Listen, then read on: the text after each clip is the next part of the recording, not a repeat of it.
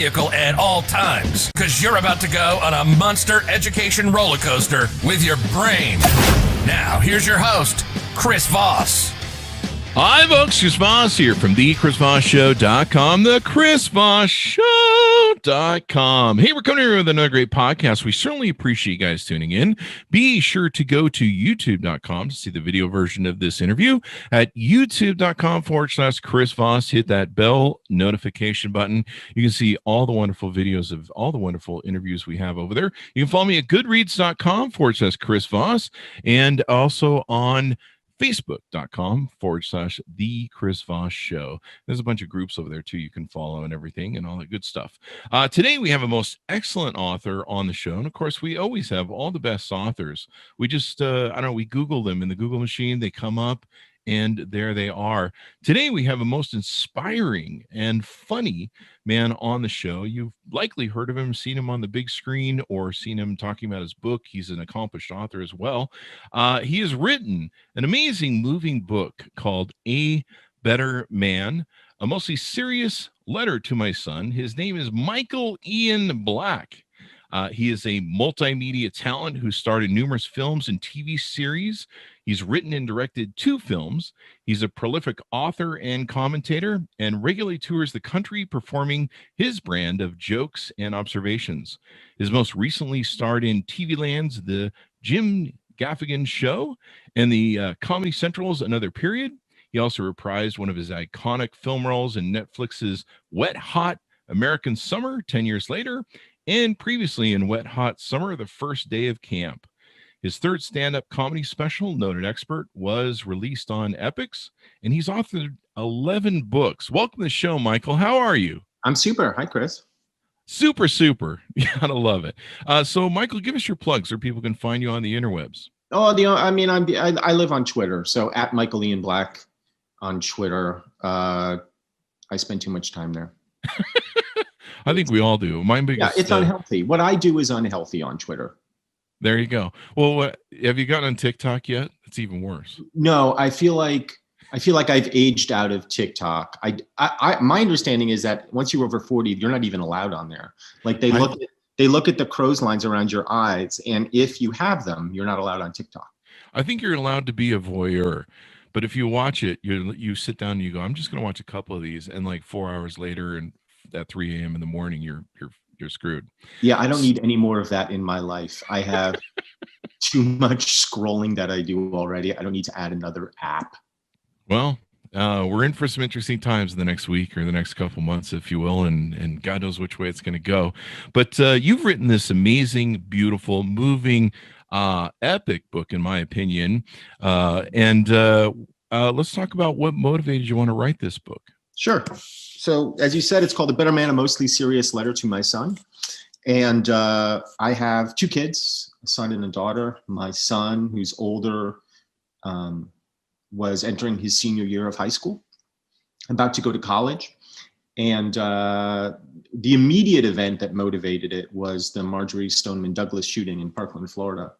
I'd been paying a lot of attention to gun violence since Sandy Hook, which happened when my kids were in elementary school and happened about half a dozen miles from my house. And when Marjorie Stoneman happened, I just felt like people weren't talking about something really obvious. And it wasn't even something I'd really noticed before, or at least thought about in any deep way, which is, why is it that it's always boys and young men pulling the trigger on these crimes? And that question led me to writing this book for my son, who was about to leave home. And give us an overview, like a big picture of what the book is about, and then we'll get into some of the weeds of it. It's about reflecting on what I've learned about being a man, some lessons that I hope he will take as he enters adulthood.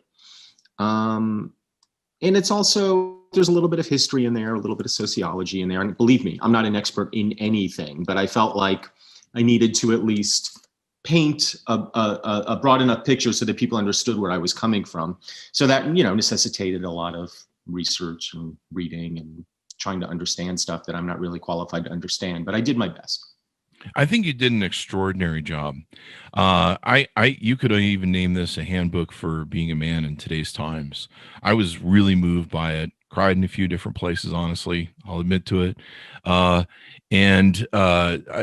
don't have children, but especially where the book opens with the shooting at the elementary school years ago. I forget the name of it. Some reason, it escapes me. Yep. And you sent your kids off to school that day, and you see this on TV. It's just a moving opening to the book, but you go through a lot of unpacking of manhood, what it means to be a man. It's a beautiful thing that you've written to your son, and also the thing it got into me too was you talking about your relationships with your parents, your father, and everything else. And it's almost like an instruction manual on how to be a man in today's times, or at least that's kind of how it came across to me, if you will. Well, that's generous, and I appreciate that very much. I wouldn't phrase it that way myself, only because I don't think I have all the answers. Like I'm just trying to work this through like everybody else. So, to say an instruction manual sort of implies that I know what the hell I'm talking about, and I don't. These are just questions that I'm trying to create a satisfactory answer to for myself and for my son. I guess you can certainly read it as there's advice in there, but it's advice that, I often fall short of taking myself. Like, when it's called A Better Man, but that's not, that's as much addressed to me as anybody else. Like I'm trying to be better too. Yeah. Because most of the time I suck.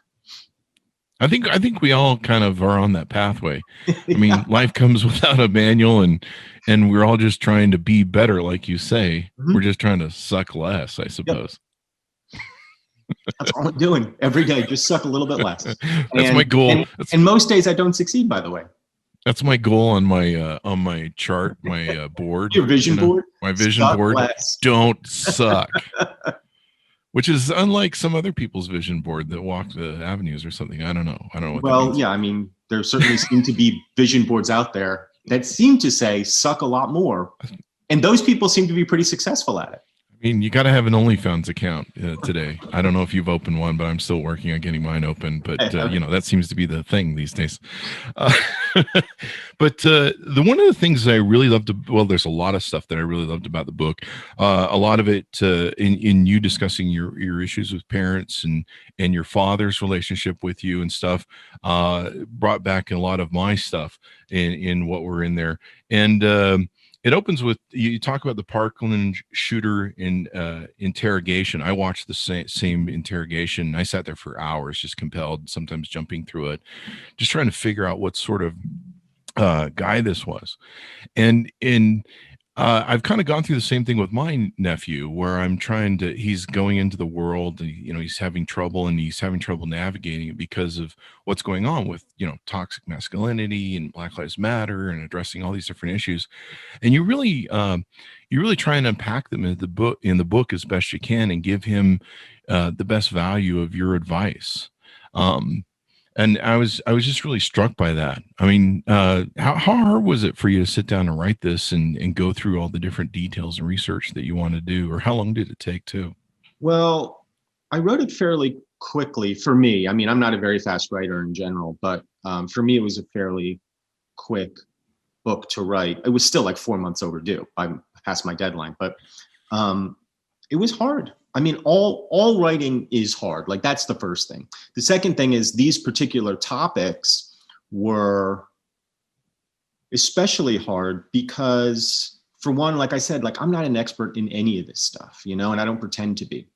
And then it was trying to take complicated subjects and synthesize them to a way that I could understand, first of all, and explain second of all, and third of all, not sound like I'm preaching. Like I was really trying to do my best to not sound